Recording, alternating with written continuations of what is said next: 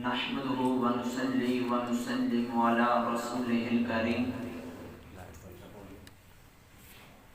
أما بعد فأعوذ بالله من الشيطان الرجيم بسم الله الرحمن الرحيم الصلاة والسلام عليك سيدي يا رسول الله وعلى آلك وأصحابك سيدي يا حبيب الله الصلاة والسلام عليك سيدي يا نور الله وعلى آلك وأصحابك سيدي يا رحمة للعالمين. آپ کو بخوبی علم ہے کہ اس محفل پاک کا تعلق دو چیزوں کے ساتھ ہے. ایک تو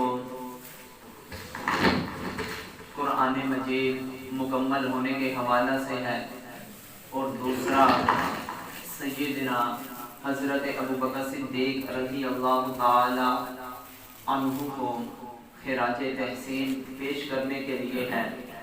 اور جو ختم قرآن مجید کی محافل ہوتی ہے، جس جگہ جس وقت قرآن مجید مکمل ہوتا ہے، اللہ کے پیارے محبوب علیہ السلام کا فرمان عالی شان ہے کہ ادھر اللہ کی پاک مقدس کتاب مکمل ہوتی ہے، اللہ تبارک و تعالی جل جلالہ اس جگہ پر اپنے 70,000 فرشتوں کو اتار دیتا ہے.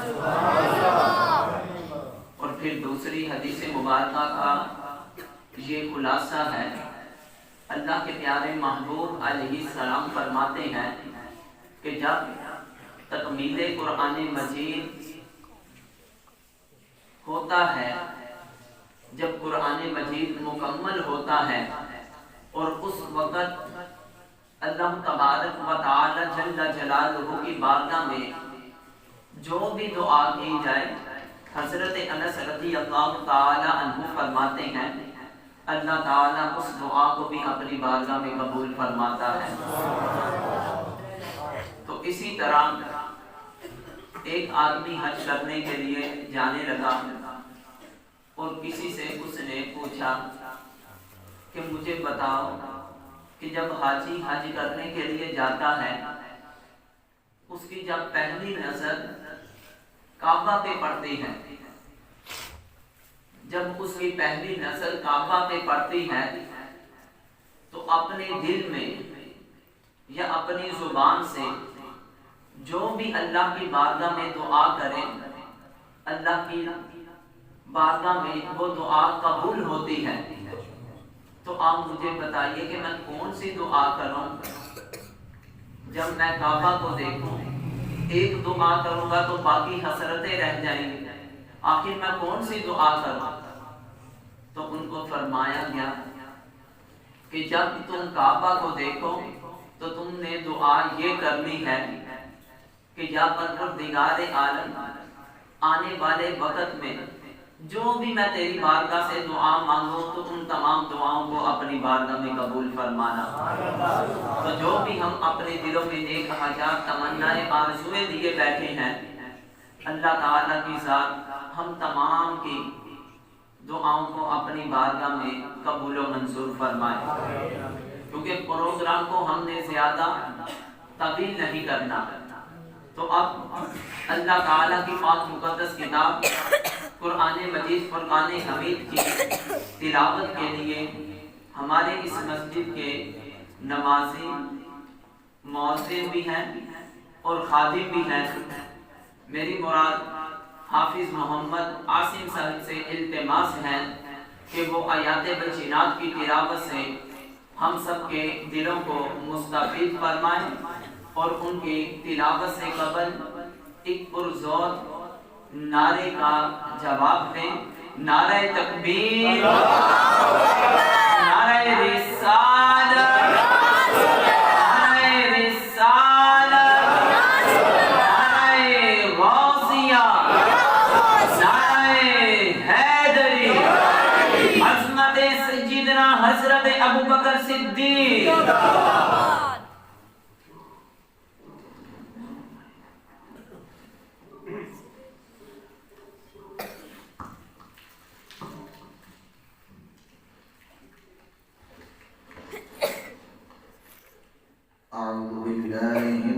الشيطان الرجيم.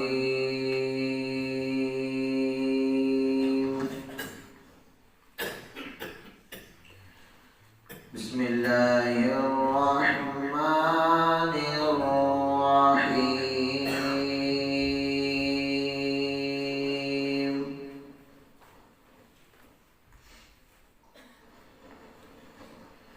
الرحمن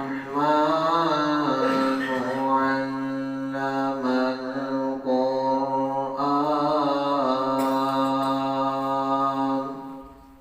سبحان الله. خلق الإنسان علمه البيان.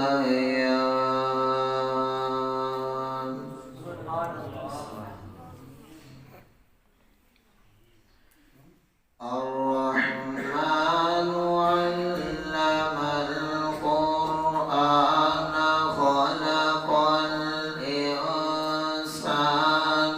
علمه البيان.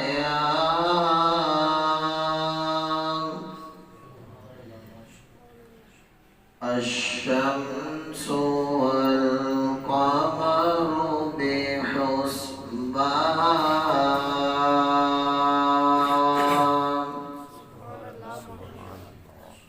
والنجم والشجر يسجدان.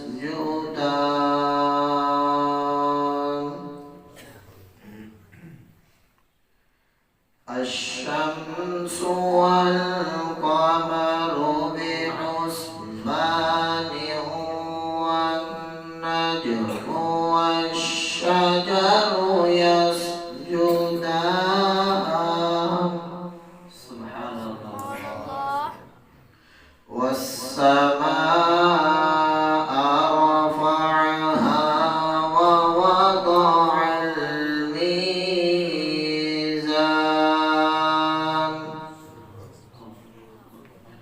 ألا تطغوا في الميزان.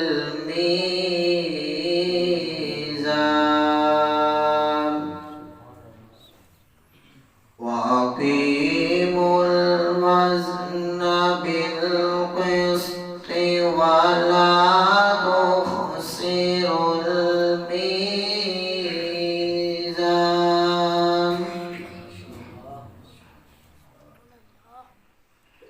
والأرض وضعها ووضع الميزان.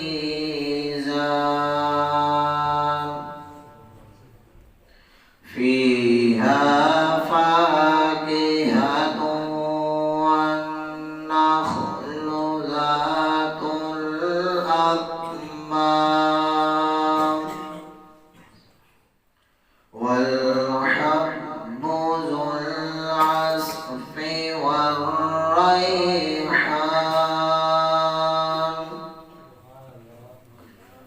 فبأي آلاء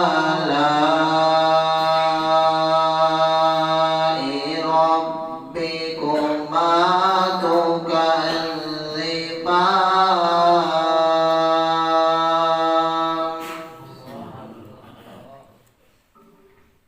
خلق الإنسان من صلصال كالفخار.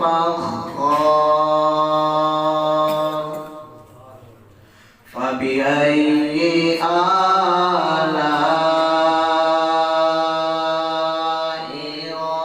ربكما تكذبان.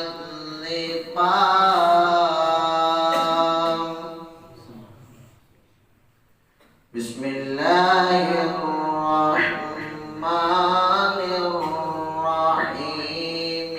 إنا أعطيناك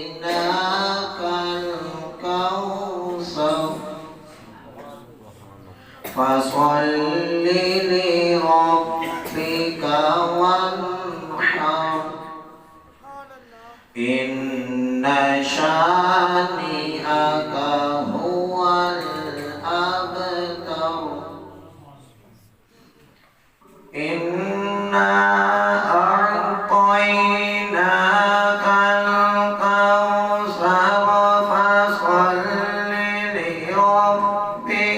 وانحر إن شانئك هو الأبتر آمنت بالله صدق الله العظيم ماشاءاللہ سبحان اللہ. کیوں نہ ہو ممتاز اسلام دنیا بھر کے دینوں میں، وہاں مذہب کتابوں میں، یہاں قرآن ہے سینوں میں. اللہ تعالیٰ کی پاک مقدس کتاب قرآن مجید فرقان حمید کی تلاوت سے اس پاک مقدس محفل کا آغاز ہو چکا ہے. تو اللہ کی بارگاہ میں دعا ہے ہماری اس خواہش کو اپنی بارگاہ میں قبول فرمائے، اور ہمارے جن بزرگوں نے، بھائیوں نے، بچوں نے محبت، ذوق اور شوق کے ساتھ اس قرآن مجید کے تکمیل کے حوالہ سے جو بھی اپنے حصہ کو شامل کر کے اس پروگرام کو کامیاب کرنے کی کاوش کی، جس طرح بھی انہوں نے اپنا حصہ شامل کیا، اللہ تعالی ہر ایک کی کاوش کو اپنی بارگاہ میں قبول فرماتے ہوئے ہر ایک کے رزق میں، جان میں، مال میں، صحت میں اللہ کی ذات ترقیاں عطا فرمائے. اور آج کے اس بابرکت عظمت والے پروگرام کے صدقہ سے اللہ تعالی ہماری مسجد کے جتنے بھی نمازی، بزرگ، جوان، بچے جو بھی دنیا سے جا چکے، اللہ تعالی تمام کی کامل بخشش و مغفرت فرمائے. اور جتنے بھی ہماری مسجد کے نمازی یا اس محلہ کے اندر رہنے والے جو بھی علیل ہیں، بیمار ہیں، خصوصاً ہماری مسجد کے صف اول کے نمازی محترم ہمارے بزرگ محمد اسلم صاحب، حافظ محمد جوید صاحب، قبلہ عارف صاحب کے والد محترم اور خود بھی عارف صاحب، اللہ تعالی تمام کو شفائے کلی عطا فرمائے. تو اب میں تلاوت کے بعد نعت کے لیے ہماری مسجد کے نمازی، صف اول کے نمازی محترم محمد غلام مصطفیٰ صاحب سے التماس کرتا ہوں کہ وہ نبی کریم علیہ السلام کی ثناخوانی سے ہم سب کے دلوں کو مستفید فرمائیں. نعرہ تکبیر، نعرہ رسالت، نعرہ تحقیق، نعرہ حیدری، نعرہ غوثیہ، عظمت قرآن.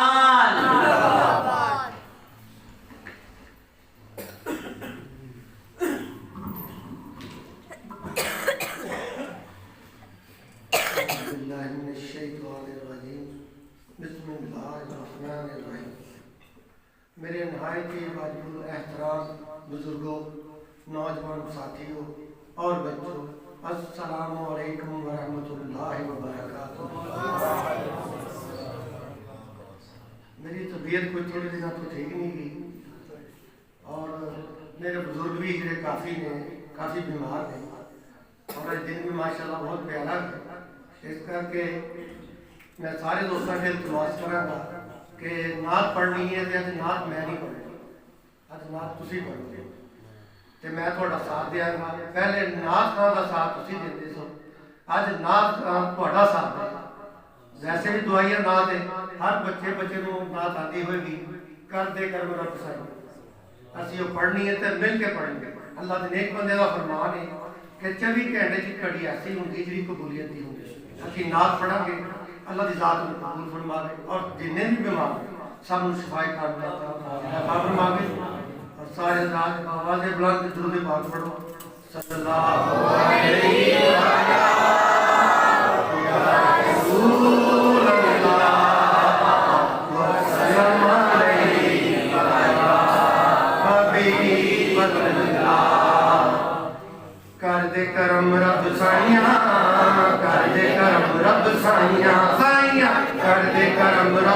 ਸਾਈਆਂ ਕਰਦੇ ਕਰਮ ਰੱਬ ਸਾਈਆਂ ਸਾਈਆਂ ਕਰਦੇ ਕਰਮ ਰੱਬ ਸਾਈਆਂ ਕਰਦੇ ਕਰਮ ਰੱਬ ਸਾਈਆਂ ਮੇਰੀ ਝੋਲੀ ਭਰ ਦੇ ਮੌਲਾ ਮੇਰੀ ਝੋਲੀ ਭਰ ਦੇ ਆਕਾ ਮੈਂ ਤੇਰੇ ਦਰ ਤੇ ਆਈਆਂ ਕਰਦੇ ਕਰਮ ਰੱਬ ਸਾਈਆਂ ਕਰਦੇ ਕਰਮ ਰੱਬ ਸਾਈਆਂ ਸਾਈਆਂ ਕਰਦੇ ਕਰਮ ਰੱਬ ਸਾਈਆਂ ਕਰਦੇ ਕਰਮ ਰੱਬ ਸਾਈਆਂ ਸਦਕਾ ਹਸਨ ਹੁਸੈਨ ਦਾ ਮੌਲਾ ਝੋਲੀ ਦੇ ਵਿੱਚ ਪਾ ਦੇ ਝੋਲੀ ਦੇ ਵਿੱਚ ਪਾ ਦੇ ਦਰ ਤੋਂ ਖਾਲੀ ਕੋਈ ਨਾ ਜਾਵੇ ਐਸਾ ਕਰਮ ਕਮਾ ਦੇ ਐਸਾ ਕਰਮ ਕਮਾ ਦੇ ਤੈਨੂੰ ਵਾਸਤਾ ਉਸ ਸੋਨੇ ਦਾ ਤੈਨੂੰ ਵਾਸਤਾ ਉਸ ਸੋਨੇ ਦਾ ਤੂੰ ਜੀ ਦੀਆਂ ਕਸਮਾਂ ਚਾਹੀਆਂ ਕਰਦੇ ਕਰਮ ਰੱਬ ਸਾਈਆਂ ਕਰਦੇ ਕਰਮ ਰੱਬ ਸਾਈਆਂ ਕਰਦੇ ਕਰਮ ਰੱਬ ਸਾਈਆਂ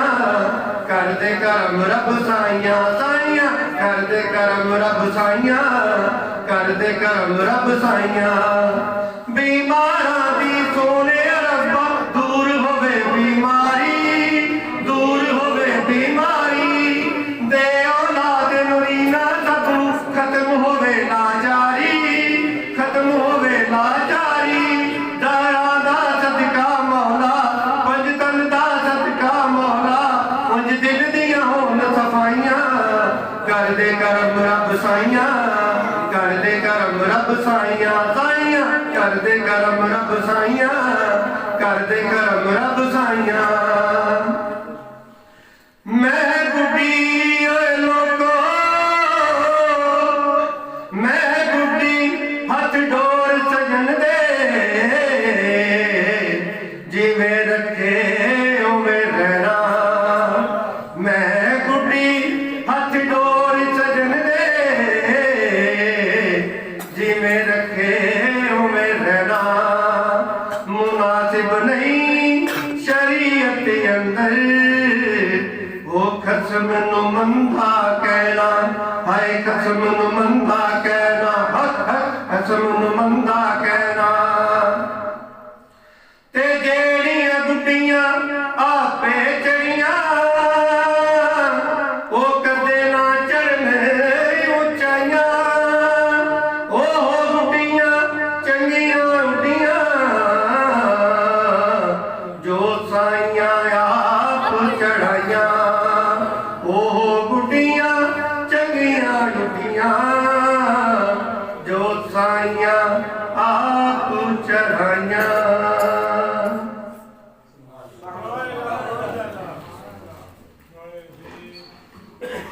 हम मुख्तसर से वक़्त के लिए नन्ना मुन्ना सना खान मोहम्मद समरान साहब कि वो आए नबी करीम अलैहिस्सलाम की सना खानी से हम सब के दिलों को मुस्तफ़ीद फरमाए नारे तकबीर नारे रिसालत नारे रिसालत नारे तहकीक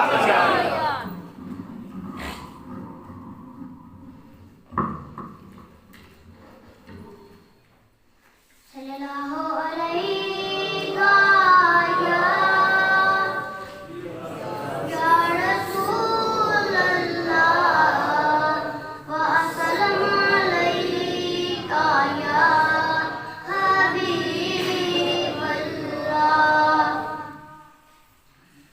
बख्श दे मौला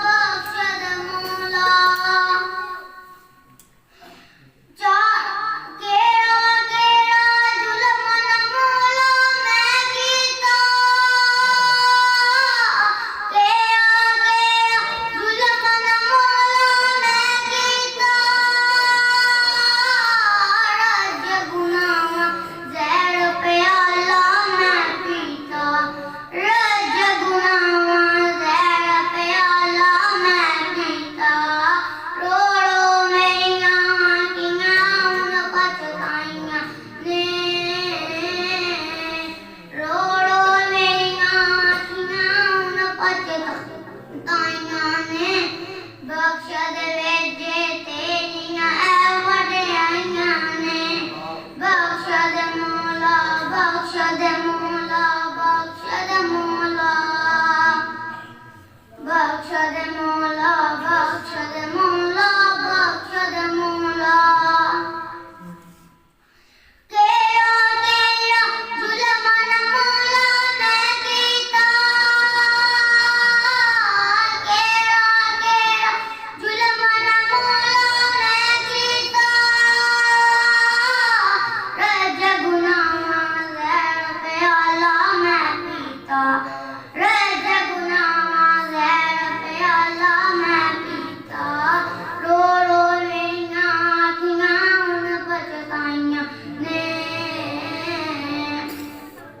रो रो मेरियां आँखियां हुन पछताइयां ने बख्श दे वेजे तेरियां ऐ वडियाइयां ने बख्श दे मौला बख्श दे मौला बख्श दे मौला बख्श दे मौला बख्श दे मौला बख्श दे मौला चारों पासे दुखां दे लाए ने चारों पासे दुखां दे लाए ने किस्मत उत्ते अज अंधेरे छाए ने किस्मत उत्ते अज अंधेरे छाए ने अपनियां कीतियां अपने सामने आइयां ने अपनियां कीतियां अपने सामने आइयां ने बख्श दे वेजे तेरियां ऐ वडियाइयां ने बख्श दे मौला बख्श दे मौला बख्श दे मौला बख्श दे मौला बख्श दे मौला बख्श दे मौला दुनिया ते जो देवी रज सजा देवी दुनिया ते जो देवी रज सजा देवी असर दिहाड़े मैनू बस बचा लैवी असर दिहाड़े मैनू बस बचा लैवी अमना दे खाते विच सब बुराइयां ने अमना दे खाते विच सब बुराइयां ने बख्श दे वेजे तेरियां ऐ वडियाइयां ने बख्श दे मौला बख्श दे मौला बख्श दे मौला बख्श दे मौला बख्श दे मौला बख्श दे मौला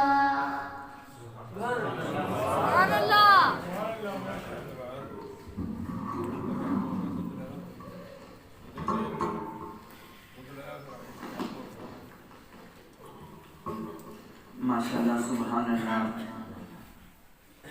बहुत ही प्यारे अंदाज के साथ आपके सामने एक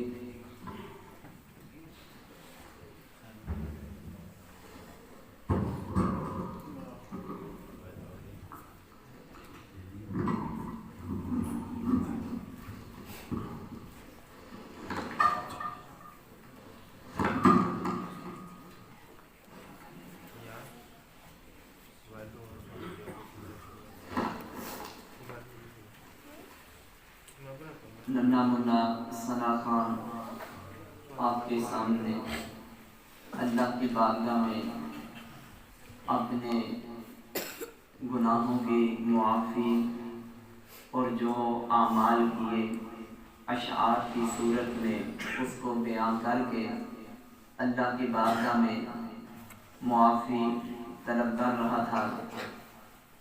वैसे भी इंसान दो तरह के हैं, एक है बालिग और दूसरा है नाबालिग। और जो नाबालिग इंसान होता है वो बच्चा हो या बच्ची हो, उसका नामाए अमाल हर तरह के गुनाहों से पाक होता है। और جس کا نامہ اعمال ہر طرح کے گناہوں سے پاک ہو، وہ اللہ کی بارگاہ میں جو بھی دعا کرے اللہ تعالیٰ کی ذات اس دعا کو اپنی بارگاہ میں قبول فرماتی ہے۔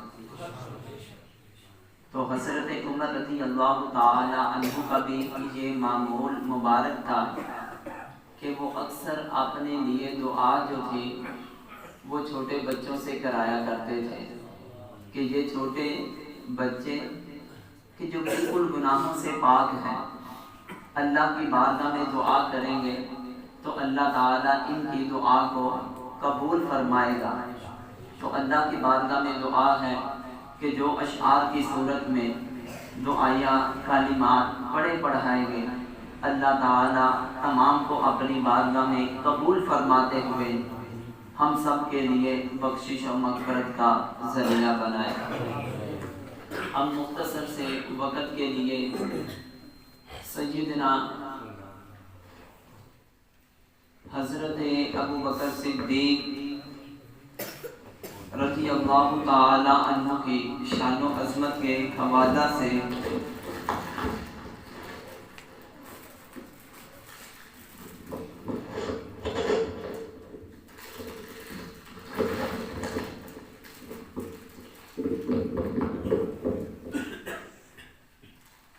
سیدنا حضرت ابو بکر صدیق رضی اللہ تعالی عنہ کے حوالہ سے گفتگو کرتے ہیں۔ تو اس میں آج کی ہماری گفتگو کا جو عنوان ہوگا اس کا تعلق عقیدہ کے حوالہ سے ہوگا، اور کیا عنوان ہوگا کہ اللہ تعالی کے تمام انبیاء و رسول علیہ السلام کہ جتنے بھی نبی اور رسول آئے ہیں ان تمام کے بعد اس کائنات کے اندر انسانوں میں سے سب سے افضل کوئی شخصیت ہے وہ حضرت ابو بکر صدیق ہے۔ اسی کے اوپر ہم گفتگو کریں گے۔ اللہ تعالیٰ کی بارگاہ میں دعا ہے کہ وہ ہم سب کو یہی عقیدہ عطا فرمائے۔ سامعین محتشم، اللہ تبارک و تعالی جل جلالہ نے قرآن مجید فرقان حمید کے اندر سورہ فتح کی آخری آیت میں ارشاد فرمایا محمد رسول اللہ، محمد صلی اللہ علیہ وآلہ وسلم اللہ کے رسول ہیں۔ پھر فرمایا والذین آمنوا معہ، اور وہ لوگ جو نبی کریم علیہ السلام کے ساتھ ہیں۔ تو تمام مفسرین کا اس بات پر اتفاق ہے کہ معہ سے مراد سیدنا حضرت ابو بکر صدیق رضی اللہ تعالی عنہ ہے۔ ماں کا مطلب ہوتا ہے ساتھ، اور نبی کریم علیہ السلام بھی حضرت ابو بکر صدیق اور حضرت ابو بکر صدیق رضی اللہ تعالی عنہ اپنی پوری زندگی میں جب سے 18 سال کی عمر میں دوستی ہوئی اس وقت سے لے کر اعلان نبوت تک، اعلان نبوت سے لے کر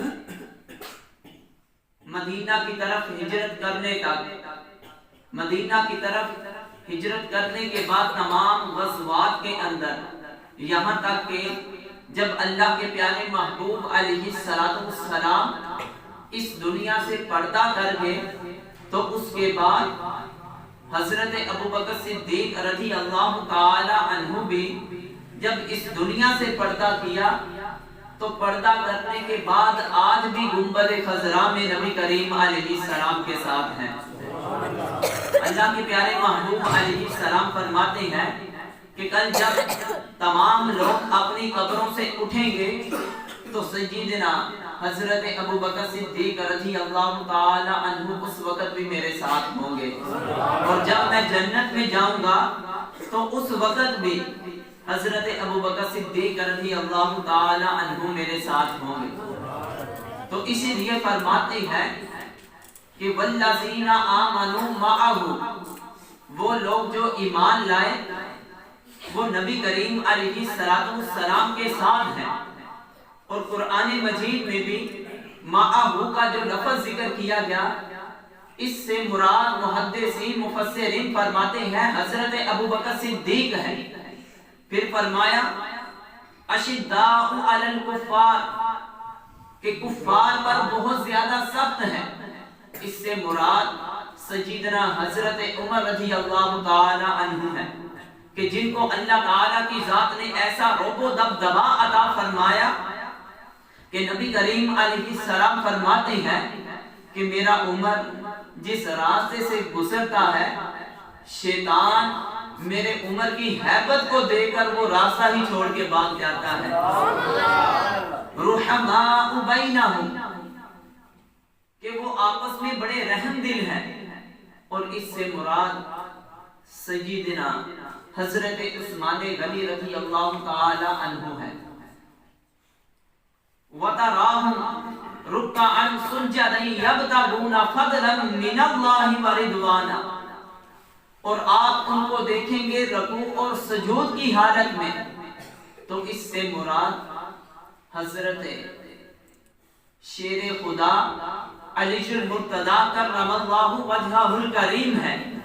گویا کہ قرآن نے بھی یہی جو ترتیب ہے کہ پہلے نمبر پر اگر بیان کیا ہے تو سیدنا حضرت ابو بکر صدیق کو بیان کیا ہے، پھر اس کے بعد بیان کیا ہے تو سیدنا حضرت عمر رضی اللہ تعالی عنہ کو بیان کیا ہے، پھر اس کے بعد اگر بیان کیا ہے تو وہ حضرت عثمان غنی رضی اللہ تعالی عنہ کو بیان کیا ہے، پھر چوتھے نمبر پر اگر بیان کیا ہے تو وہ شیر خدا علی المرتضی کرم اللہ وجہہ الکریم کو بیان کیا ہے۔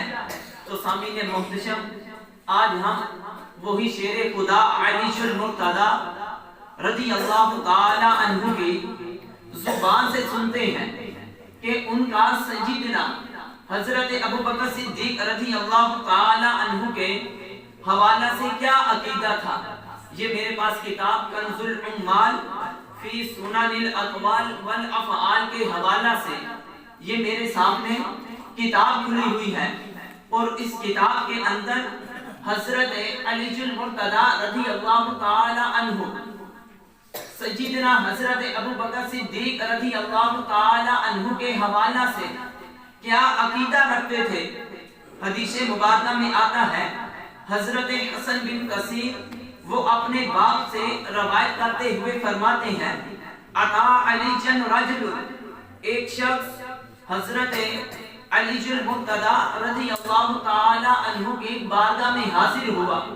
اس وقت حاضر ہوا جب آپ کا دور خلافت تھا، کیونکہ اللہ تعالیٰ کی ذات نے سیدنا علی المرتضی رضی اللہ تعالی عنہ کو بہت ہی شان و عظمت اور مقام و مرتبہ عطا کیا تھا، یہاں تک کہ کرم اللہ وجہہ الکریم کا، کہ ان کے چہرے کو دیکھنے سے بھی انسان کے نامہ اعمال میں عبادت کی طرح نیکیاں جو تھی وہ درج ہونا شروع ہو جاتی تھی۔ تو سیدنا حضرت علی المرتضی رضی اللہ تعالی عنہ کو وہ عرض کرنے لگا انت خیر الناس، آپ تو لوگوں میں سے سب سے بہتر ہیں، لوگوں میں سے سب سے بہتر ہے۔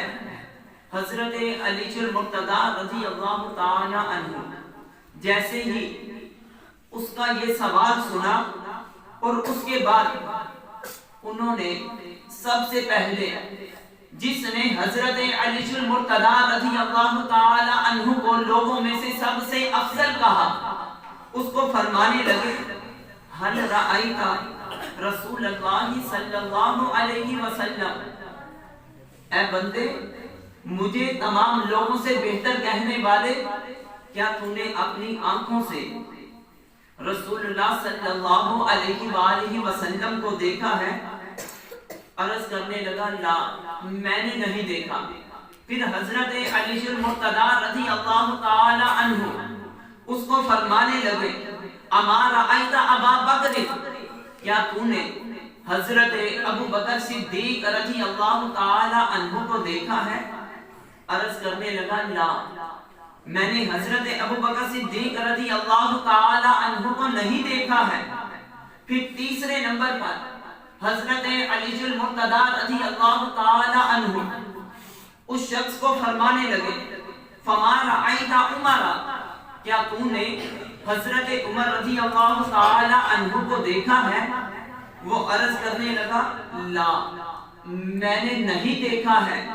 تو حضرت علی المرتضی رضی اللہ تعالی عنہ اس بندے کو جب یہ سوال کیے اس نے کہا کہ میں نے نبی کریم علیہ السلام کو نہیں دیکھا ہے۔ فرمایا تو نے ابو بکر کو دیکھا؟ کہا کہ میں نے ابو بکر کو بھی نہیں دیکھا ہے۔ تو آپ نے فرمایا تو نے عمر کو دیکھا؟ عرض کرنے لگا کہ میں نے عمر کو بھی نہیں دیکھا ہے۔ تو حضرت علی المرتضی رضی اللہ تعالی عنہ اس کے جواب سن کر فرمانے لگے قسم ہے کہ اگر تو یہ دعویٰ کرتا کہ میں نے نبی کریم علیہ السلام کو دیکھا ہے، نبی کریم علیہ السلام کو دیکھنے کے بعد تو مجھے کہتا اے علی تو تمام لوگوں سے بہتر ہے تو لقتلتک کا اسی وقت میں تجھے قتل کر دیتا، میں تیرا سر جو تھا وہ تیرے تن سے اسی وقت جدا کر دیتا۔ کیونکہ اس روئے زمین پر اگر تمام انسانیت میں سے اگر کوئی سب سے افضل اللہ کی ذات کے بعد کوئی افضل ہستی ہے وہ سیدنا رسول اکرم صلی اللہ تعالی علیہ وآلہ وسلم ہے۔ اور پھر فرمایا وَلَوْ قُلْتَ، اگر تو یہ دعویٰ کر لیتا کہ میں نے ابو بکر کو دیکھا ہے، میں نے حضرت عمر رضی اللہ تعالی عنہ کو دیکھا ہے، ان کو دیکھنے کے بعد پھر تو یہ دعویٰ کرتا کہ حضرت علی المرتضی رضی اللہ تعالی عنہ ابو بکر سے افضل ہے، حضرت علی المرتضی رضی اللہ تعالی عنہ حضرت عمر رضی اللہ تعالی عنہ سے افضل ہے۔ اے بندے غور سے سن لے لَجَلْدَتُكَ، تو پھر ضرور میں علی تجھ کو ضرور با ضرور اگر تو مجھ کو ان دونوں شخصیت پر فضیلت دے دیتا تو ضرور با ضرور میں تجھ کو کوڑے لگاتا۔ بلکہ دوسری حدیث مبارکہ میں آتا ہے کہ حضرت علی المرتضی رضی اللہ تعالی عنہ نے ارشاد فرمایا کہ لا یفضلنی احد علی ابی بکر و عمر، کہ آپ فرماتے ہیں لوگوں کو عقیدہ دیتے ہوئے، لوگوں کے عقیدے کی درستگی کرتے ہوئے فرماتے ہیں کہ تم میں سے کوئی ایک شخص بھی مجھ کو حضرت ابو بکر صدیق اور حضرت عمر رضی اللہ تعالی عنہ پر بالکل فضیلت نہ دے۔ پھر آگے فرماتے ہیں کہ جو بھی مجھ کو ابو بکر اور عمر پر فضیلت دے گا، میں علی ہو کر یہ دعویٰ کرتا ہوں کہ میں اس بندے سے اتنا ناراض ہوں گا، میں اس بندے کے ساتھ ایسا سلوک کروں گا کہ جو مجھ کو حضرت ابو بکر صدیق اور حضرت عمر رضی اللہ تعالی عنہ پر فضیلت دے گا، جب وہ یہ سوچ رکھے گا، یہ عقیدہ رکھے گا، میری اس کے ساتھ اتنی ناراضگی ہوگی کہ میں اس بندے کو بہت ہی سختی کے ساتھ کوڑے ماروں گا۔ پھر فرمایا آنے والے وقت کی خبر بھی دے دی، فرمایا وَسَيَكُونُ فِي آخِرِ الزَّمَانِ قَوْمٌ يَنْتَحِلُونَ مُحَبَّتَنَا وَالتَّشَيُّعَ۔ آپ فرماتے ہیں کہ کل جب قیامت کا وقت بالکل قریب ہو جائے گا نا، تو اس روئے زمین پر ایک ایسی قوم آئے گی، ایسے لوگ آئیں گے، وہ لوگ میری محبت کی طرف منسوب کیے جائیں گے، وہ لوگ جو سیدنا حضرت علی المرتضی رضی اللہ تعالی عنہ سے محبت کرتے ہیں، تو وہ بھی اس گروہ کے اندر منسوب کیے جائیں گے۔ اپنے آپ کو وہ حضرت علی المرتضیٰ رضی اللہ تعالی عنہ سے محبت کے معاملے میں بہت ہی آگے سمجھیں گے کہ ہم نے علی المرتضیٰ رضی اللہ تعالی عنہ سے محبت کا حق ادا کر دیا، لیکن شیر خدا علی المرتضیٰ رضی اللہ تعالی عنہ فرماتے ہیں بالآخر وہ لوگ کیسے ہیں؟ فینا ہم شرار عباد اللہ الذین، حضرت علی المرتضیٰ فرماتے ہیں کہ اس روئے زمین پر اللہ کے شریر بندوں میں سے یہ سب سے زیادہ شریر بندے ہوں گے، یہ سب سے زیادہ یہ لوگوں کے اندر فساد برپا کرنے والے ہوں گے۔ تو پھر حضرت علی المرتضیٰ رضی اللہ تعالی عنہ فرماتے ہیں کہ وہ مجھ سے محبت کا دعویٰ کریں گے، اپنے آپ کو علی والے علی کی طرف منسوب کریں گے، لیکن یہ شریر بندے ہوں گے۔ آخر ان کے اندر کیا وجہ ہے کہ جو حضرت علی المرتضیٰ رضی اللہ تعالی عنہ نے ان کو شریر کہا ہے؟ فرمایا کہ ان کے اندر خامی یہ ہوگی کہ الذین یشتمون ابا بکر و عمر، کہ وہ حضرت ابو بکر صدیق اور حضرت عمر رضی اللہ تعالی عنہ کو برا بھلا کہتے ہوں گے۔ تو آپ آج اپنی آنکھوں سے ایسے لوگوں کا بھی مشاہدہ کر رہے ہیں۔ پھر آگے ایک اور حدیث مبارکہ میں ہے کہ بلغ علی ان عبد اللہ ابن الاسود، ایک شخص کا نام عبداللہ بن اسود ہے، اس کی خبر حضرت علی المرتضیٰ رضی اللہ تعالی عنہ کے پاس پہنچی۔ جب اس کی خبر شیر خدا علی المرتضیٰ رضی اللہ تعالی عنہ کے پاس پہنچتی ہے، کس چیز کی خبر پہنچی؟ ینتقص ابا بکر و عمر، کہ وہ سیدنا حضرت ابو بکر صدیق اور سیدنا عمر رضی اللہ تعالی عنہ کی شان و عظمت میں تنقیص بیان کرتا ہے۔ آپ کی شان و عظمت جو لوگوں کے دل و دماغ میں ہے، جو ایک اللہ کی ذات نے حضرت ابو بکر اور حضرت عمر رضی اللہ تعالی عنہ کو مقام و مرتبہ عطا کیا ہے، وہ لوگوں کے دلوں کے اندر وہ اس محبت کو ختم کر کے ان کا بغض لوگوں کے دلوں کے اندر پیدا کرنا چاہتا ہے۔ جب سیدنا علی المرتضیٰ رضی اللہ تعالی عنہ کو عبداللہ بن اسود کے بارے میں یہ خبر پہنچی کہ وہ حضرت ابو بکر صدیق اور حضرت عمر رضی اللہ تعالی عنہ کو برا بھلا کہتا ہے، تو حضرت علی المرتضیٰ رضی اللہ تعالی عنہ ساتھ ہی کیا کرتے ہیں؟ فدعا بالسیف، حضرت علی المرتضیٰ رضی اللہ تعالی عنہ اسی وقت تلوار منگاتے ہیں۔ فہم بقتلہ، کہ وہ شخص کہ جو سیدنا حضرت ابو بکر صدیق اور حضرت عمر رضی اللہ تعالی عنہما کے بارے میں تنقیص بیان کرتا ہے، حضرت علی المرتضیٰ رضی اللہ تعالی عنہ نے اسی وقت ارادہ کر لیا کہ ایسے بندے کو میں قتل کر دوں گا۔ فَكُلِّمَ فِيهِ، جب آپ قتل کرنے کے ارادہ سے بالکل تیار ہو گئے تو لوگوں نے حضرت علی المرتضیٰ رضی اللہ تعالی عنہ کو عرض کرنے لگے کہ آپ نے اگر اس طرح کیا تو بڑا فتنہ پھیل جائے گا، بہت زیادہ آپ کی بارگاہ میں کلام کیا گیا۔ بالآخر حضرت علی المرتضیٰ رضی اللہ تعالی عنہ عبداللہ بن اسود کو قتل کرنے سے رک گئے اور آخر پہ ایک جملہ فرمایا کہ میں اس کو قتل نہیں کروں گا، لیکن ایک شرط پہ۔ وہ کیا ہے؟ وہ شرط یہ ہے لا یساکنونی فی بلد انا فیہ، کہ جس شہر میں میں رہوں گا اس میں حضرت ابو بکر اور حضرت عمر رضی اللہ تعالی عنہ سے بغض رکھنے والا شخص اس شہر میں رہ ہی نہیں سکتا ہے۔ کہ ایک شہر کے اندر علی بھی ہو اور وہ دوسرے وہ شخص ہوں جو حضرت ابو بکر صدیق اور حضرت عمر رضی اللہ تعالی عنہ سے بغض رکھے، ان کی شان میں تنقیص بیان کرے، علی المرتضی رضی اللہ تعالی عنہ ایسے شہر میں اس آدمی کو دیکھنا بالکل پسند نہیں کریں گے، تو اسی وقت حدیث مبارکہ میں آتا ہے فَنَفَاهُ إِلَى الشَّامِ، تو عبداللہ بن اسود نامی جو شخص تھا اس کو اسی وقت اس علاقہ سے نکال کر ملک شام کی طرف اس کو بدل کر دیا گیا۔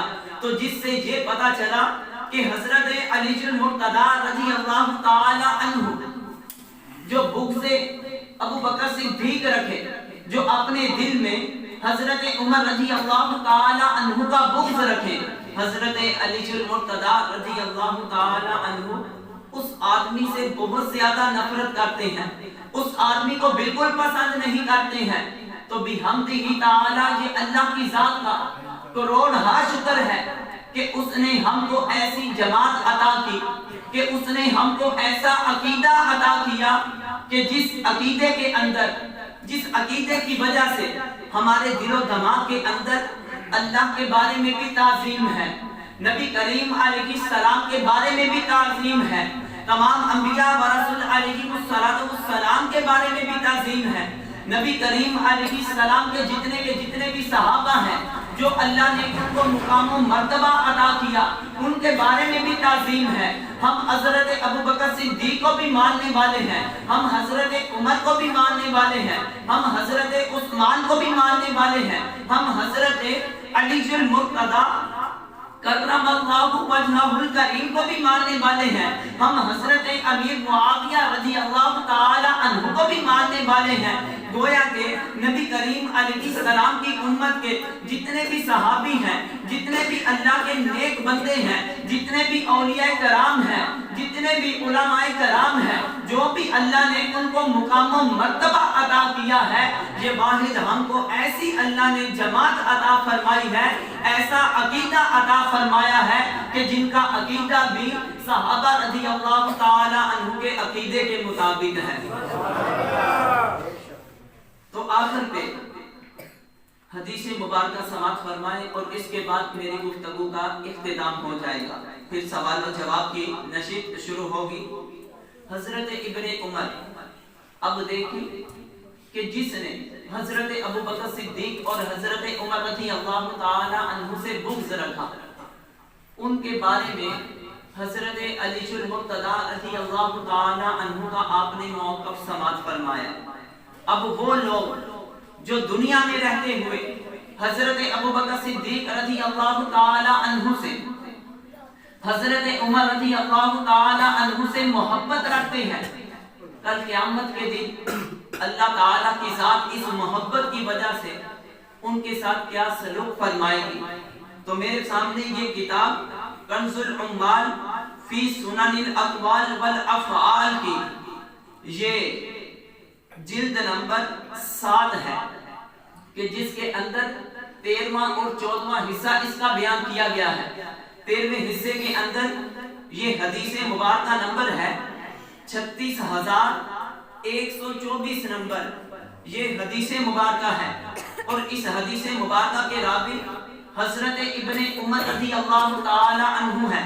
وہ فرماتے ہیں کہ یؤتی باقوام یوم القیامہ، کہ کل جب قیامت کا دن ہوگا اس وقت کیا ہوگا، یؤتی باقوام، جتنی کی جتنی بھی قومیں ہیں، مطلب کیا، حضرت آدم علیہ نبینا علیہ السلام سے لے کر نبی کریم علیہ السلام تک جتنے بھی انبیاء و رسول علیہ السلام اس دنیا میں تشریف لائے، اور ان تمام انبیاء و رسول علیہ السلام کو اللہ تعالیٰ کی ذات نے جو بھی ان کو قومیں عطا کی، وہ تمام کے تمام لوگ اللہ تعالیٰ کی بارگاہ میں حاضر کیے جائیں گے۔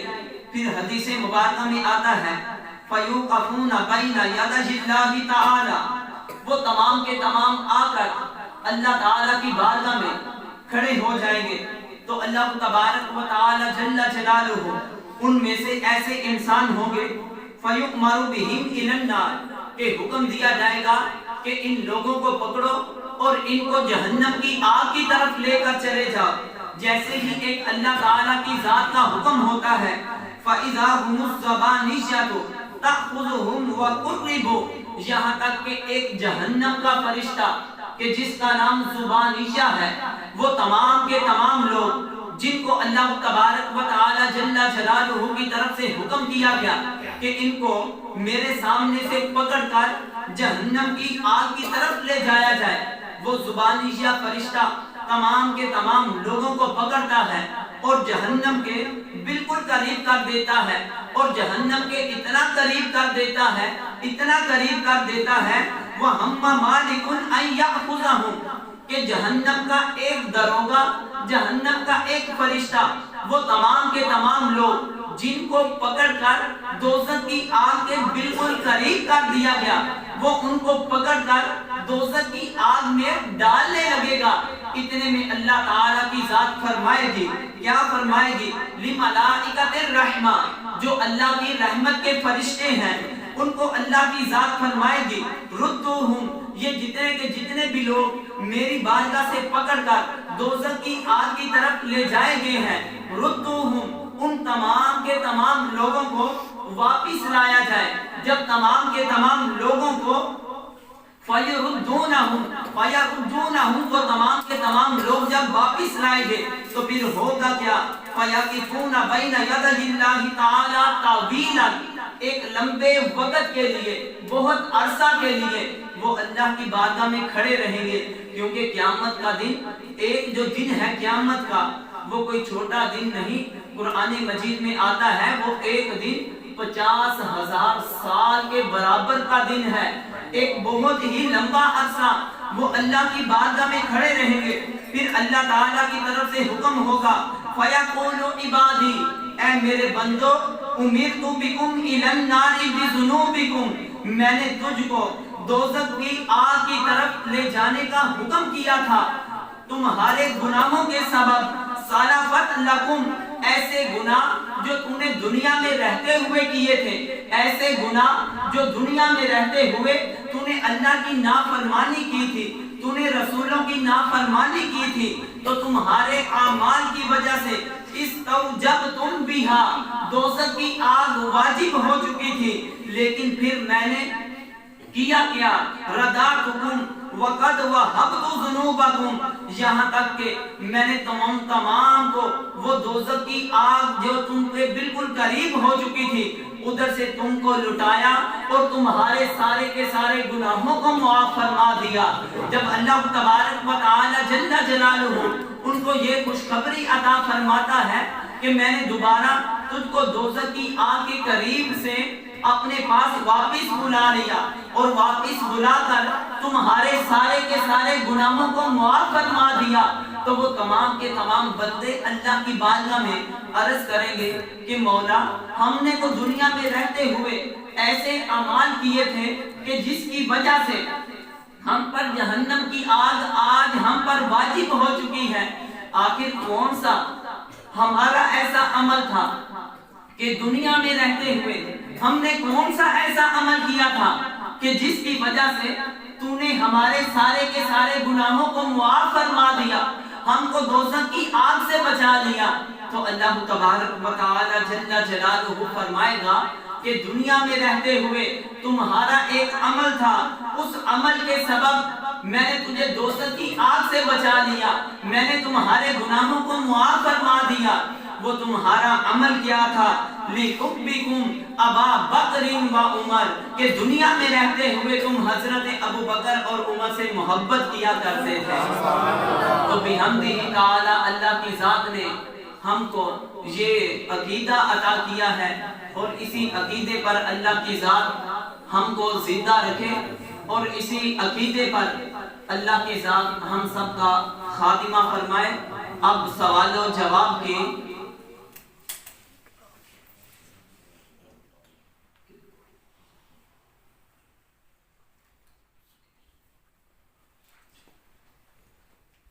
अब सवाल और जवाब की नशिस्त शुरू होती है, और उसके हवाला से थोड़ी सी गुफ्तगू है, और उससे पहले मुख्तसर से वक़्त के लिए आसिफ भाई से इल्तिमास की जाती है कि वो नबी करीम अलैहिस्सलाम की सनाखानी के लिए हम सब के दिलों को मुस्तफ़ीद फरमाएं। نعرہ تکبیر، نعرہ رسالت، نعرہ حیدری۔ بھائی صاحب افتخار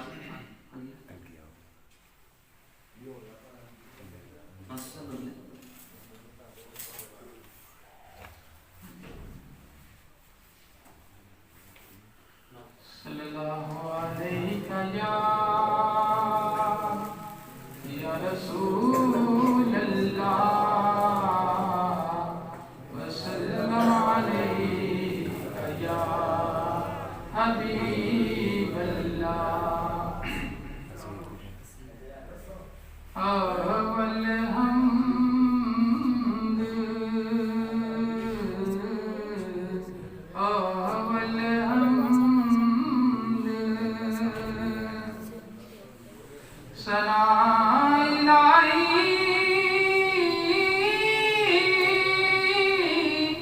تے جو مالک ہر دا اس دا نام چتارن والا وہ کس میدان نردا سکھایو تے سکھایو تے او مکھن پکوڑا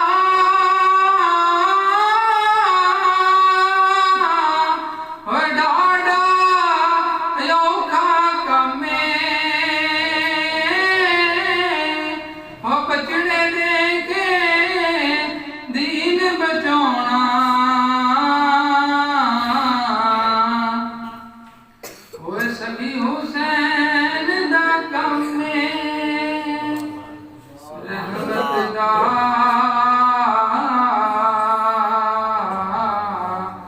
رحمت دا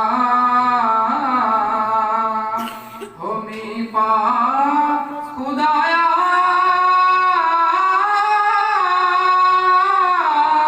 ہوتے باغ سکا کر ہریا ہو بوٹا یاس امید میری دا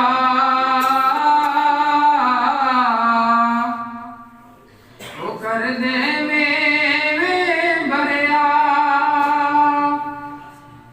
رحمت دا رحمت دا ہو دریا الہی ہوتے ہر دم وگدا تیرا ہو جے ایک قطرہ بخشے مینوں ہوتے کم بن جاندا ہی میرا جیڑیاں گڈیاں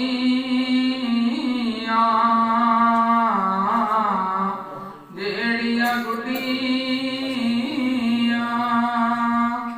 ہویا پہ گڈیاں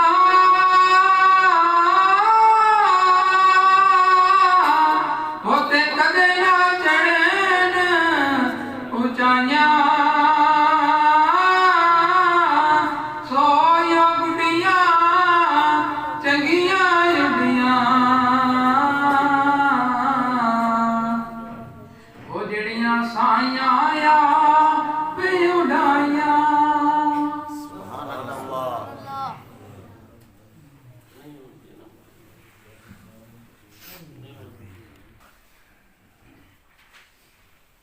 بسم اللہ الرحمن الرحیم۔ سوال و جواب کی نشست اب شروع ہوتی ہے، اور ان سوال اور جو ان کے جواب ہوں گے، طریقہ کار یہ ہوگا، سوال بولا جائے گا اور سوال کے بعد اس کا جو جواب ہوگا جس کو آتا ہوگا، جس کو سوال کا جواب آتا ہوگا وہ بولے گا نہیں، وہ صرف اپنا ہاتھ اوپر کرے گا۔ جس کو بھی سوال کا جواب آتا ہوگا وہ صرف اور صرف اپنا ہاتھ اوپر کرے گا، وہ بتائے اسے کہے بغیر اگر وہ بولے گا تو اس کے جواب کو قبول نہیں کیا جائے گا۔ تو جس کو بھی جواب آتا ہوگا وہ کھڑا ہو جائے گا، اور یہ مت خیال کرنا کہ یہ صرف بچوں نے ہی جواب دینے ہیں کہ جو میرے پاس پڑھتے ہیں، نہیں، نمازی بھی کھڑے ہو سکتے ہیں، بزرگ بھی کھڑے ہو سکتے ہیں، یہ ہر ایک کے لیے ہے۔ صرف بچوں کے لیے خاص ہوتا تو وہ کلاس میں ہی سوال کیے جانے تھے۔ اب اس محفل پاک میں جو سوال کیے جانے ہیں اس سے مراد یہ ہے کہ ہر عام و خاص کو جواب دینے کی اجازت ہے، اور بڑی ہی توجہ کے ساتھ پہلے سوال کو غور سے سننا ہے اور دائیں بائیں نظر رکھنی ہے، کہیں کسی بچے کے پاس پیپر کھلا ہوا تو نہیں، ادھر میں سوال کر رہا ہوں اور ادھر وہ پیپر کے اوپر دیکھ لے اور فوری ہاتھ اوپر کر دے، اس چیز کو بھی آپ نے مد نظر رکھنا ہے۔ سوال کل 50 نے 10 کرنے، حکم ہوا ہے کہ 50 سوالوں میں سے صرف ہم نے 10 سوال کرنے ہیں۔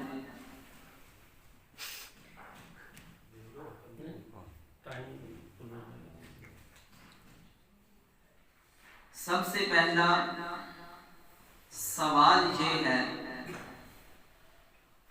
کہ حضرت ابو بکر صدیق رضی اللہ تعالی عنہ کتنی عمر میں نبی کریم علیہ السلام کے دوست بنے؟ پہلے سوال کو اچھی طرح سمجھ لیں کہ حضرت ابو بکر صدیق رضی اللہ تعالی عنہ کی عمر مبارک کتنی تھی کہ جب نبی کریم علیہ السلام سے وہ آپس میں ملے تھے؟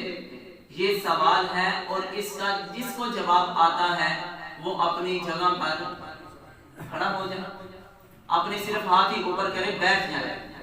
اب چاروں طرف نظر دوہرا لیں کیونکہ یہ مشکل کام تھا اور یہ میں نے اپنے اوپر نہیں لینا۔ ماشاءاللہ بچے نے جواب دیا ہے کہ حضرت ابو بکر صدیق رضی اللہ تعالی عنہ جب نبی کریم علیہ السلام کے دوست بنے، اس وقت حضرت ابو بکر صدیق رضی اللہ تعالی عنہ کی عمر مبارک 18 سال تھی، اور یہ بچے کا جواب بالکل درست ہے۔ سبحان اللہ، سبحان اللہ۔ اور جو بچہ جواب دے دے دوبارہ اس کو اجازت نہیں ہوگی کہ وہ جواب دے، جب کسی کو نہ آئے تو پھر اس کو اجازت ہوگی۔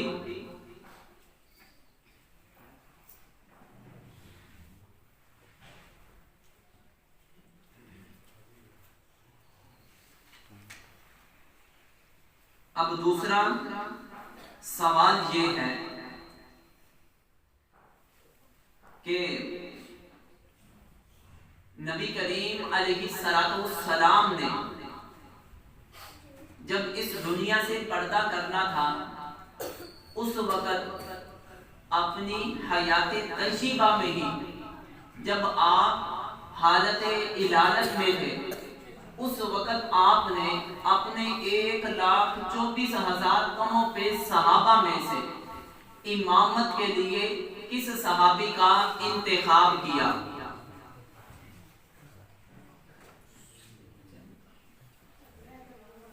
ایسے تو نہیں، میں مجھے سنتا ہوں آخر تک آواز جانی۔ حضرت ابو بکر صدیق رضی اللہ عنہ۔ ماشاءاللہ، سبحان اللہ۔ نبی کریم علیہ السلام نے اپنی حیات طیبہ میں جب اس دنیا سے پردہ کرنا تھا اس وقت اگر کسی کو امام تسلیم کیا، اور یہ عقیدہ ذہن میں رکھیں، امام اسی کو تسلیم کیا جاتا ہے جو لوگوں میں سے افضل ہو، تو نبی کریم علیہ السلام کے معیار کے مطابق بھی آپ کے صحابہ میں سے سب سے افضل حضرت ابوبکر صدیق رضی اللہ تعالی عنہ تھے، تو اللہ کے محبوب علیہ السلام نے ان کو امامت کے لیے منتخب کر لیا۔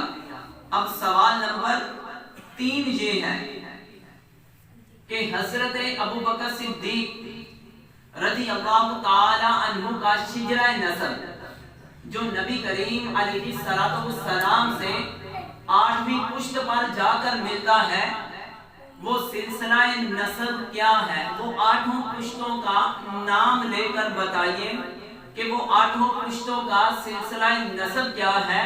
حضرت ابوبکر صدیق رضی اللہ تعالی عنہ کا کب جا کر، کون سی پشت پر جا کر، کس ترتیب سے جا کر نبی کریم علیہ السلام سے رشتہ قائم ہوتا ہے؟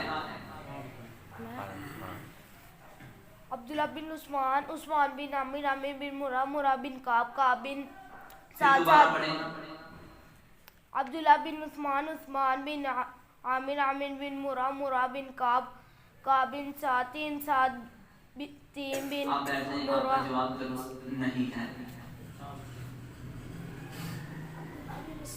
اونچی آواز سے بولیں۔ عبداللہ بن عثمان، عثمان بن عامر، عامر بن عمر، عمر بن کعب، کعب بن سعد، بن مرہ، مرہ بن کعب بن لؤی۔ ماشاءاللہ، یہ حضرت ابوبکر صدیق رضی اللہ تعالی عنہ کا جو سلسلہ نسب جا کر نبی کریم علیہ السلام سے ملتا ہے، وہ تمام کا تمام بچے نے ذکر کیا کہ جس کا آسان الفاظ میں مفہوم یہ ہے کہ حضرت ابوبکر صدیق کا جو نام تھا وہ نام کیا تھا؟ عبداللہ۔ حضرت ابوبکر صدیق کا نام ہے عبداللہ۔ آپ کے والد کا نام ہے عثمان، عثمان کے والد کا نام یعنی عامر، پھر ان کے والد کا نام عمر، عمر کے والد کا نام کعب، کعب کے والد کا نام سعد، پھر ان کے والد کا نام مرہ، پھر مرہ کے والد کا نام کعب، پھر کعب کے والد کا نام لؤی تھا، جو نبی کریم علیہ السلام سے جا کر یہ سلسلہ نسب ملتا تھا۔ اس بچے کا جواب جو ہے وہ بالکل درست ہے۔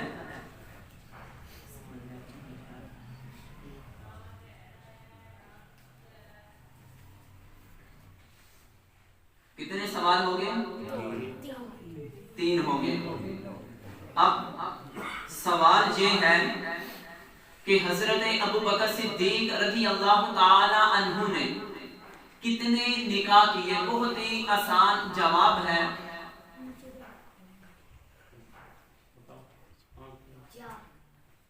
حضرت ابوبکر صدیق رضی اللہ تعالی عنہ نے 4 نکاح کیے۔ بچے کا جواب بالکل درست ہے۔ اب یہ اصل میں نا یہ سب بچوں کو بحمدہ تعالی یاد ہے۔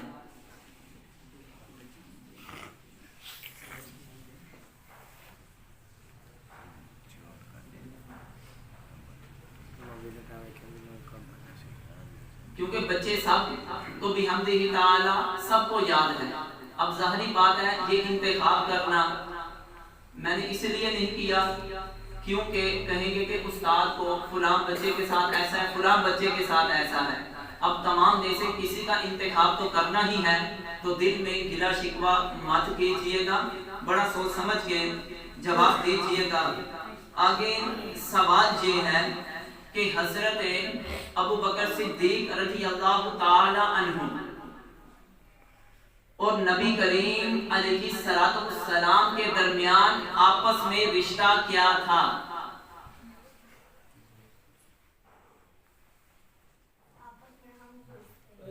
رشتہ مصاہرات، اونچی آواز سے بولیں۔ رشتہ مصاہرات، نبی کریم علیہ السلام اور حضرت ابوبکر صدیق رضی اللہ تعالی عنہ کے درمیان رشتہ مصاہرات تھا۔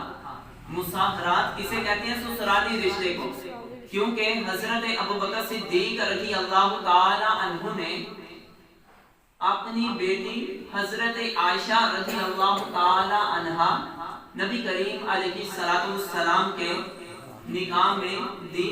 اس وجہ سے یہ آپس میں سسرالی رشتہ ہوا۔ اچھا، آگے سوال یہ ہے کہ حضرت علی المرتضی رضی اللہ تعالی عنہ اور حضرت ابو بکر صدیق کے درمیان رشتہ ہم زلف تھا، آپس میں حضرت ابو بکر صدیق کا اور حضرت علی المرتضی رضی اللہ تعالی عنہ کا آپس میں جو رشتہ تھا وہ ہم زلف تھا۔ تو سوال یہ ہے یہ کس اعتبار سے آپس میں ہم زلف تھے؟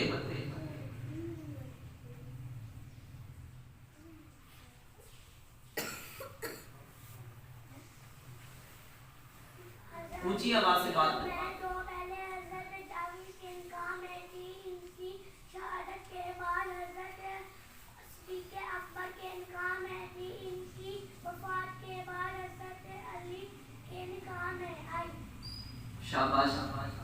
یہ آسان الفاظ میں اس کا خلاصہ یہ ہے کہ ایک نبی کریم علیہ السلام کی صحابیہ جن کا نام حضرت اسماء بنت امیس رضی اللہ تعالی عنہا تھا، ان کا نکاح پہلے ہوا تھا حضرت علی رضی اللہ تعالی عنہ کے بڑے بھائی حضرت جعفر رضی اللہ تعالی عنہ سے۔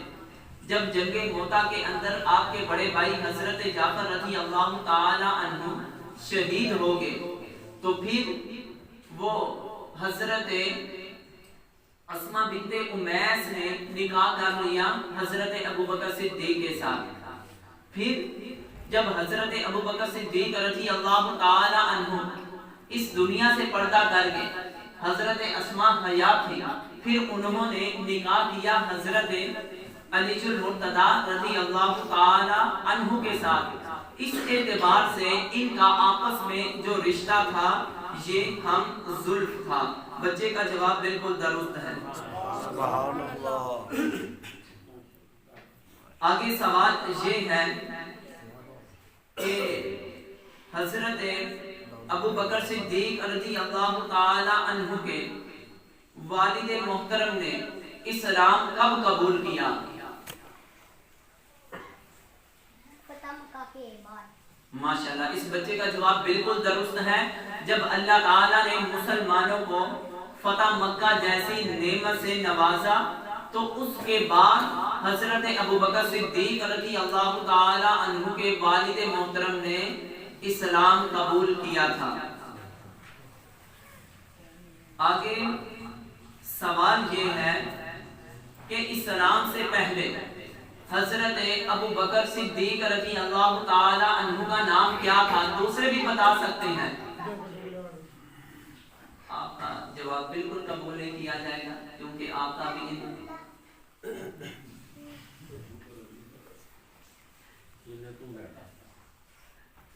انتخاب میں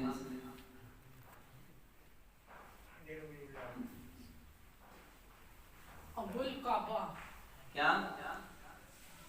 ابو الکعبہ نہیں، آپ کا جواب درست نہیں ہے۔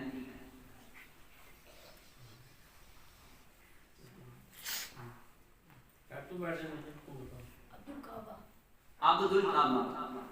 آپ نے عبدل بولا تھا کہ ابل بولا تھا؟ ابل بولا تھا، ابل نہیں بلکہ عبد الکعبہ۔ اسلام قبول کرنے سے پہلے حضرت ابو بکر صدیق رضی اللہ تعالی عنہ کا نام عبد الکعبہ تھا، یعنی کعبے کا بندہ، ایسے پہلے لوگ نام رکھا کرتے تھے۔ جب آپ نے اسلام قبول کر لیا تو نبی کریم علیہ السلام نے آپ کا نام عبداللہ رضی اللہ عنہ رکھ دیا۔ کتنے سوال ہو گئے؟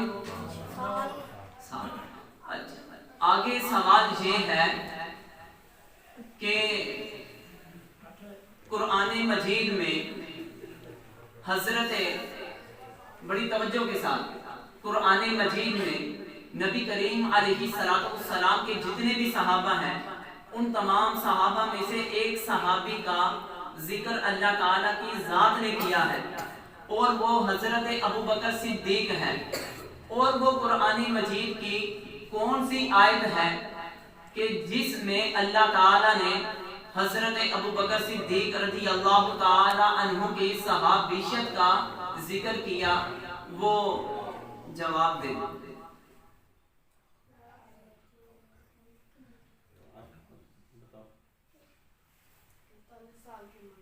آپ کا جواب بالکل درست نہیں ہے۔ سوال یہ ہے کہ قرآن مجید میں نبی کریم علیہ السلام کے تمام صحابہ میں سے ایک صحابی کی صحابیت کا ذکر ہوا ہے، کیونکہ قرآن مجید میں اللہ نے بیان کر دیا۔ جب قرآن مجید میں اللہ کی ذات نے ان کو صحابی کہا، اگر ان کی صحابیت کا کسی نے انکار کر دیا، گویا کہ قرآن کی آیت کا انکار کیا، قرآن کے جز کا انکار کیا۔ جز کا انکار کرنا ایسا ہے جیسے کل کا انکار کر دیا، تو وہ بندہ مسلمان نہیں رہتا۔ وہ قرآن مجید میں کون سی آیت ہے کہ جس میں اللہ تعالیٰ نے اس صحابی کا ذکر کیا؟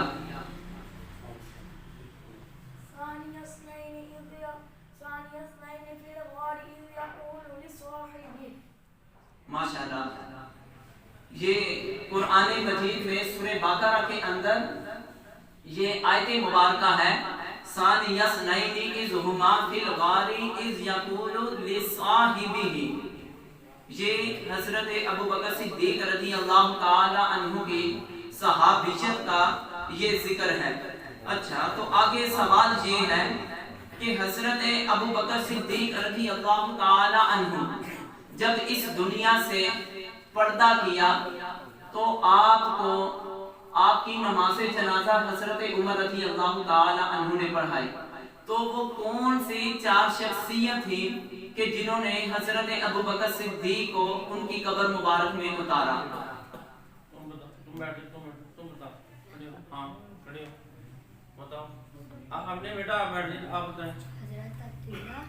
اونچی آواز سے بات کریں۔ حضرت عبدالرحمن، حضرت عثمان رضی اللہ تعالیٰ، حضرت طلحہ رضی اللہ تعالیٰ عنہ، حضرت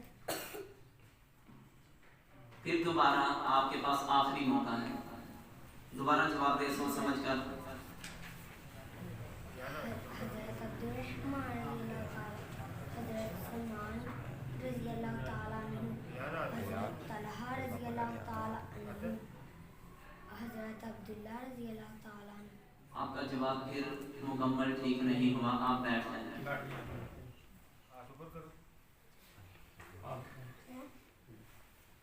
حضرت عمر فاروق رضی اللہ عنہ، حضرت طلحہ رضی اللہ عنہ، حضرت عثمان رضی اللہ عنہ، حضرت عبدالرحمن بن ابو بکر صدیق رضی اللہ عنہ۔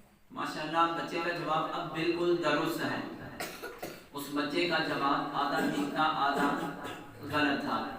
تو حضرت ابو بکر صدیق کو جب ان کی قبر مبارک میں رکھا گیا تو اس وقت آپ کو قبر میں اتارنے والے حضرت عمر رضی اللہ تعالی عنہ تھے، حضرت عثمان رضی اللہ تعالی عنہ تھے، حضرت طلحہ اور حضرت ابو بکر صدیق کے بیٹے حضرت عبدالرحمن بن ابو بکر رضی اللہ تعالی عنہ تھے۔ تو یہ گفتگو کے دوران بھی، تقریر کے دوران بھی گزرا ہے۔ یہ صرف بچے جواب دے رہے ہیں، دوسروں کو بھی جواب دینا چاہیے۔ زیادہ سے زیادہ غلطی ہو جائے گی کیا ہوگا، اور تو نہیں نہ کچھ ہوگا۔ سوال یہ ہے کہ حضرت ابو بکر صدیق رضی اللہ تعالی عنہ کی قبر مبارک آج کس جگہ پہ ہے؟ ماشاءاللہ آتا سب کو ہے، لیکن تھوڑی سی نا وہ کہتے ہیں کہ بچے جواب دیں، ان کے اندر جذبہ پیدا ہو۔ اس کا مطلب یہ نہیں کہ نمازیوں کو پتہ نہیں، پتہ ہے۔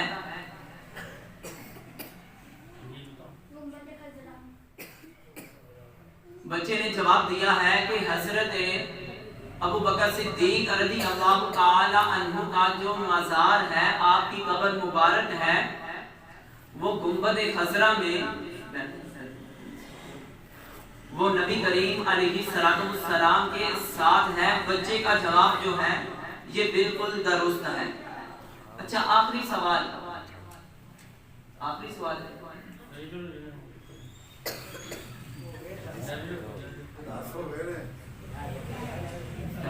سوال یہ ہے کہ حضرت ابو بکر صدیق رضی اللہ تعالی عنہ کے نکاح میں ایک عورت تھی. حضرت ابو بکر صدیق رضی اللہ تعالی عنہ کے نکاح میں ایک عورت تھی. وہ نبی کریم علیہ السلام کی 11 بیویوں میں سے کس بیوی کی بہن تھی؟ سوال یہ ہے جو اس کے اوپر لکھا ہوا ہے، بڑی توجہ کے ساتھ سماعت فرمائیے گا کہ نبی کریم علیہ السلام کی کس اہلیہ کی بہن ابو بکر صدیق رضی اللہ تعالی عنہ کے نکاح میں تھی؟ حضرت میمونہ کی بہن حضرت اسماء بنت عمیس رضی اللہ تعالی عنہ. ماشاءاللہ نبی کریم علیہ السلام کی ازواج جو 11 تھی ان میں سے ایک کا نام حضرت میمونہ رضی اللہ تعالی عنہا تھا. ان کی بہن حضرت اسماء رضی اللہ تعالی عنہا تھی جو حضرت ابو بکر صدیق رضی اللہ تعالی عنہ کے نکاح میں تھی. بچے کا جواب بالکل درست ہے. اب جن بچوں نے جواب دے دیا ہے وہ بھی بہت اچھا ماشاءاللہ سب نے یاد کیا ہے. کمی بیشی ہوتی رہتی ہے، اگر سوال میں جواب دیتے وقت اونچ نیچ ہو بھی جائے تو اس کا مطلب یہ نہیں کہ یہ انسان ہار گیا ہے، کیونکہ ایک ٹھوکر سے انسان آگے 10 ٹھوکروں سے بچنا سیکھتا ہے. ہر انسان کیوں کہتے ہیں نا گرتے ہیں شاہ سوار میدان جنگ میں، گرتے ہیں شاہ سوار میدان جنگ میں. وہ طفل کیا گرے جو گھٹنوں کے بل چلے، اور جس نے چلنا ہی اپنے گھٹنوں کے بل ہے وہ کیسے گرے گا؟ گرتا تو وہ ہے جو شاہ سوار ہو. تو جن بچوں نے جواب اچھے دیے ہیں تقریباً سب نے اچھے دیے ہیں، اور جو نہیں دے سکے وہ بعد میں ادھر بھی ٹھہر جائیے گا.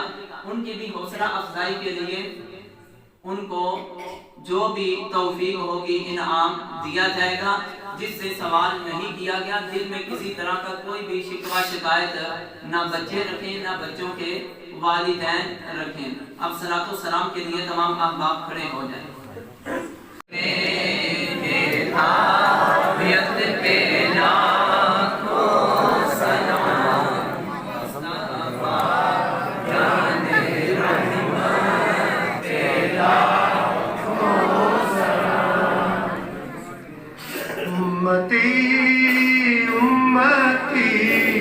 لب پہ جاری رہا امتی امتی لب پہ جاری رہا امتی تیری قسمت آنکھوں سلام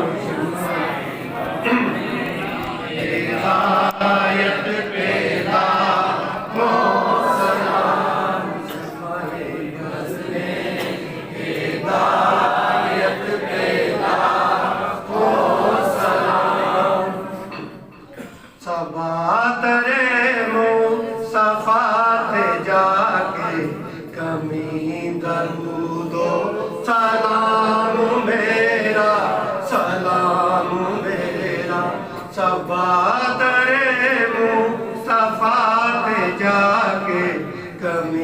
درود و سلام میرا سلام میرا نبی دے قدماں چ سر جھکا کے کمی درود و سلام میرا سلام میرا ہوائے اتنا سوال میرا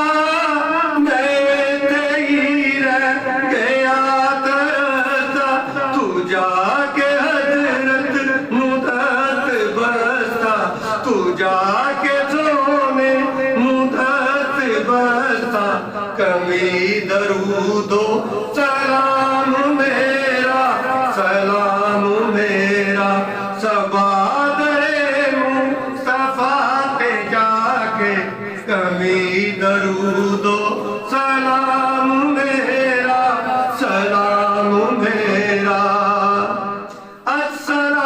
السلام اے غیب جانن والیا السلام عرشاں تے جاون والیا یا الہی عزیز پائے آل رسول یہ سلام